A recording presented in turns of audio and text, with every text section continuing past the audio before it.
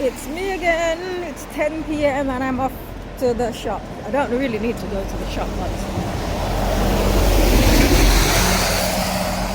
I need to go for a walk to slightly reset. So my day is only half done. So I need to go back. When I go back, I need to clean the kitchen. But I've got some other stuff that I need to do as well. So I think I'm going to be up all night till perhaps 7 o'clock in the morning.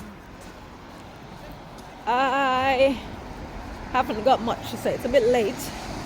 I was going to make a couple of phone calls, but it's a bit late for that, I think. So I will just do a quick video. So today, while I was toiling, my life is a bit like a fairy tale at the moment. It's a tale of two sisters. So the past, I think 3 days over the course of 11 plus hours, while I normally,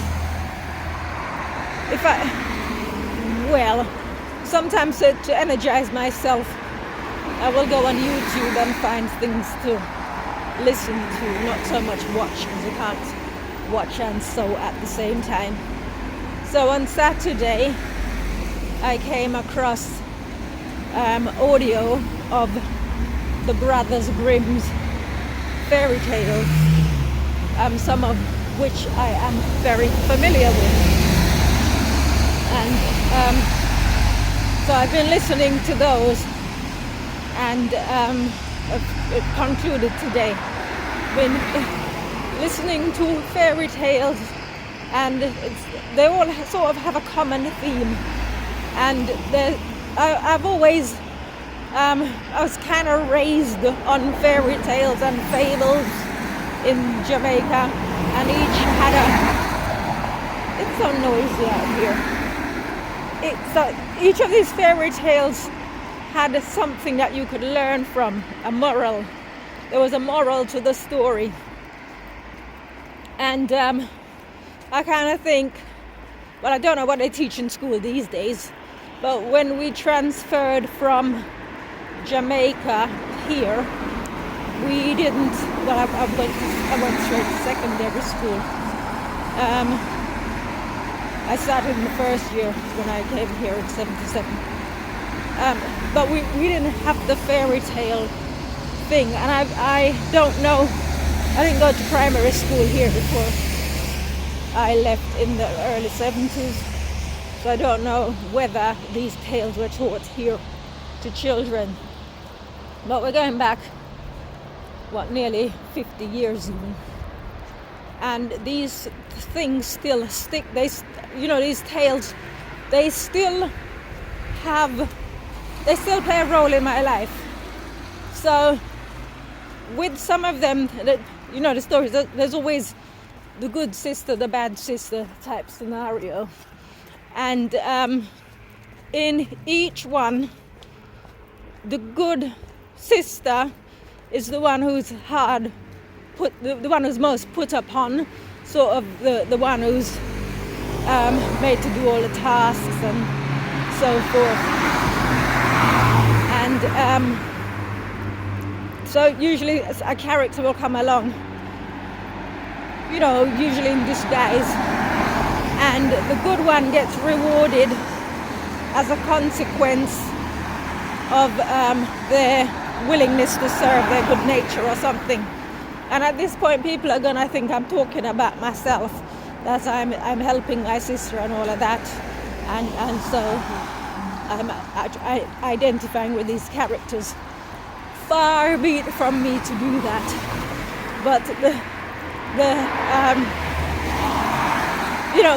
I'm sitting listening while I'm sewing, because I was mostly at the sewing machine today, and I know where all these stories are going, because they're pretty much the same moral.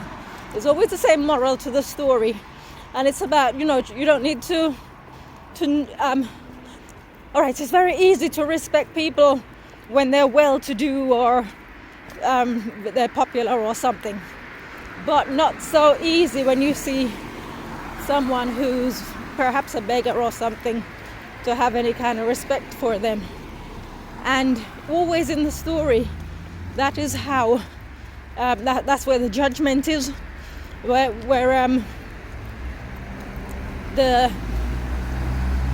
usually the sister, the daughter, the stepdaughter or whatever gets a good outcome as a consequence of treating a stranger with kindness. And in this society in which we live, can you imagine if these lessons were taught to children? So I'm saying, I'm going back 50 years when I was at school in Jamaica. Right? If these lessons were, and these are things that I still remember, that still have some effect. They are still of worth. Right? So can you imagine if every child was taught to have respect? When I say respect, I mean value, to value people. To not be respecters of persons, to not just to not just value people because they can give you something. Because what happens in these stories, you get the good sister, when she gets her reward, she'll go home and say, for example, she's been rewarded with jewelry or something precious, and the wicked stepmother and the daughters will come here, let me see what you've got. And then the stepmother will say to the daughters, you go out there and you go and find this person, you go and get the same.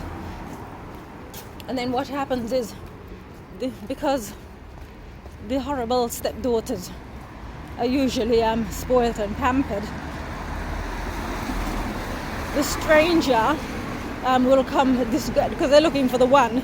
Say for example it was a fairy that the good sister met. The fairy is going to come disguised as a beggar, but they're looking for a fairy. So had the fairy showed up, they would have been very courteous, but the fairy doesn't show up in this case. She disguises herself as a beggar.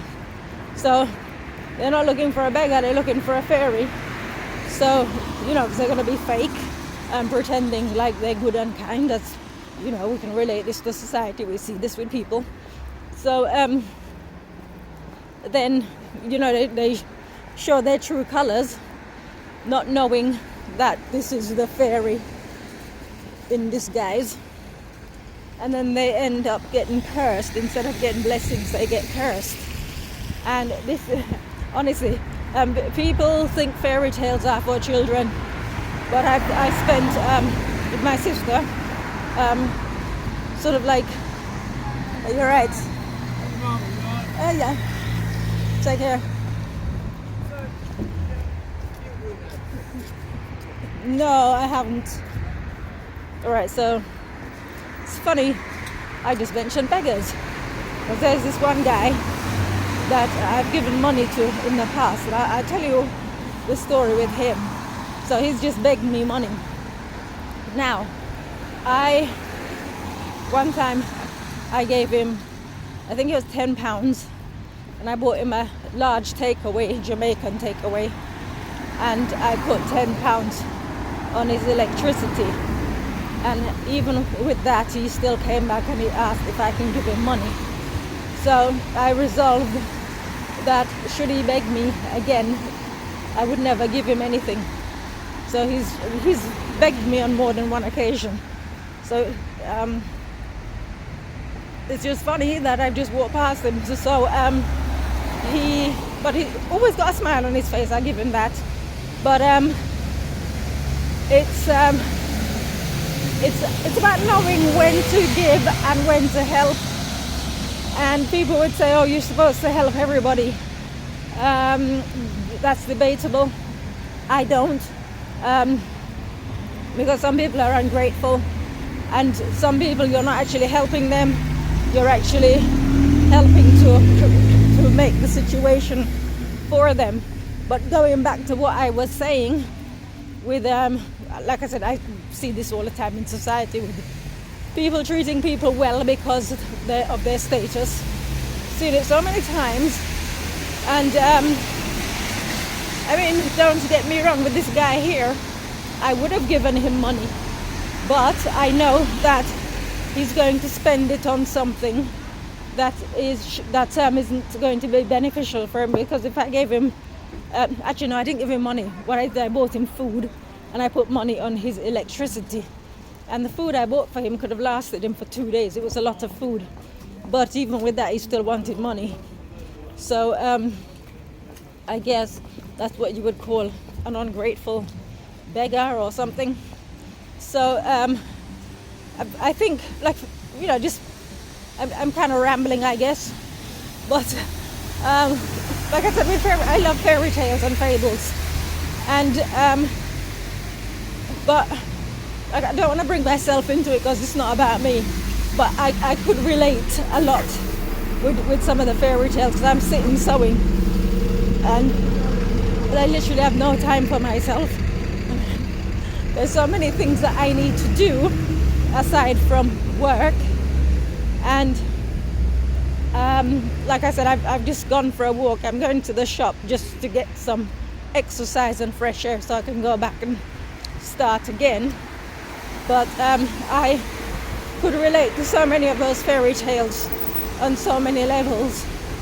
But even I was, at some point, I'm sitting there thinking, you know, like with the elves and the shoemaker, you know, some magical characters could come in and help me finish my work and tidy up the kitchen for me or something. But you know, unfortunately, fairy tales don't happen in real life. But I would, and I mean, the other thing, people talk about the Bible in terms of it being fairy tales, but there are, you know, whether you believe in God or not, there's valuable lessons to learn from within. And I happen to think, what I say, train up a child in the way he should go. To teach children from a young age, you don't try to get them back at some point when you put nothing into them. Like I said, these fairy tales that I learned 50 years ago at school, they still stand the test of time. Honestly, I do not know where my life as it is now is going, but I just I think to myself, like I said, I could relate to so many of the fairy tales, and especially sort of like the one with the Rumpelstiltskin with the miller's daughter.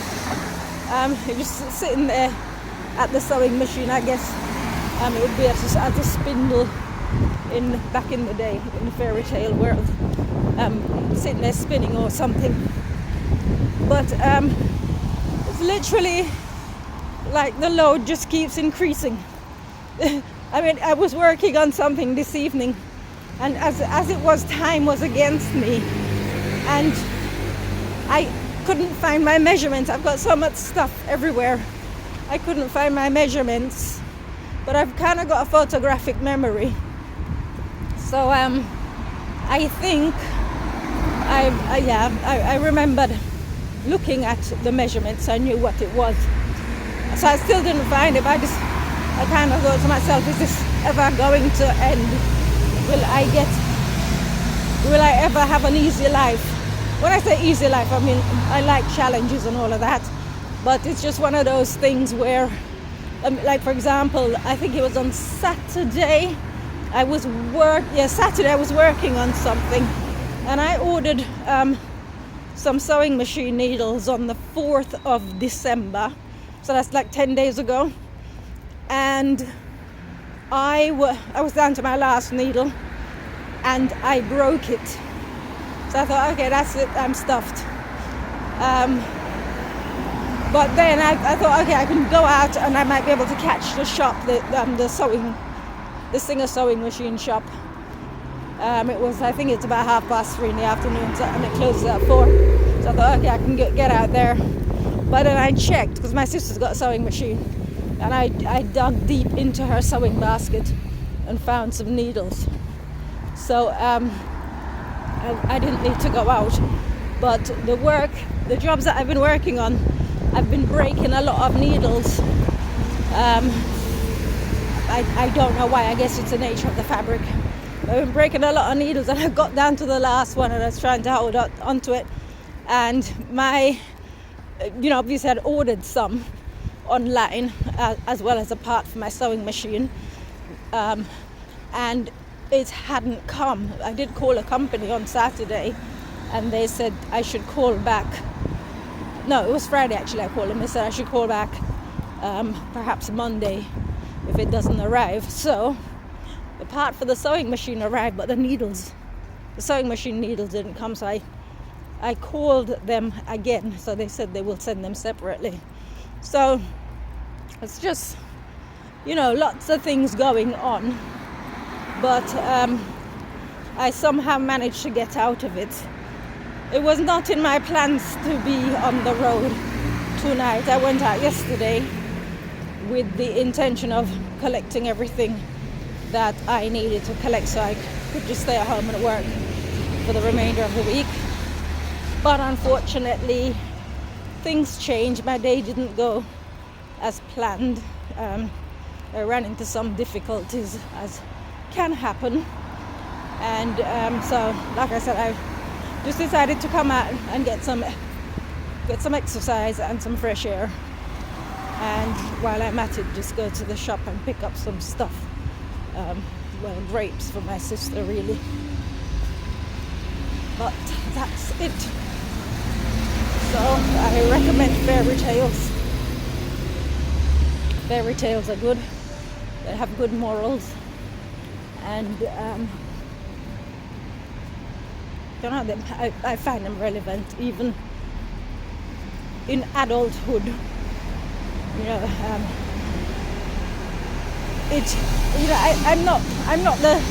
I'm not into the be nice, be kind, be whatever kind of nonsense that is being pushed in society.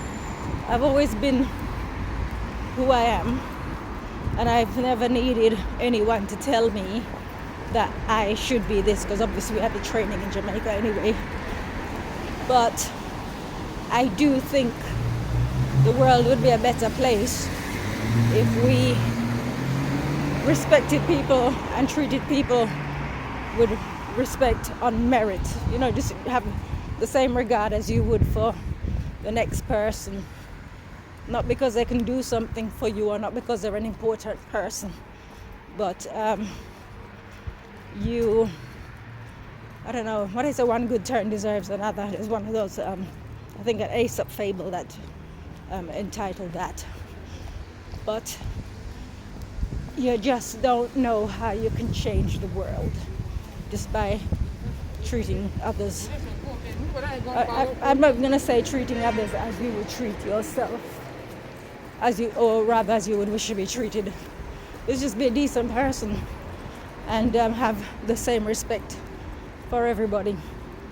So to finish off, in the Bible, it says God makes the sun to shine on the good and the bad. So, some of us would be in perpetual winter and we would freeze to death, and we'd be constantly having dark rain clouds above our heads if God was to treat us the way that we treat others, when we show partiality towards them.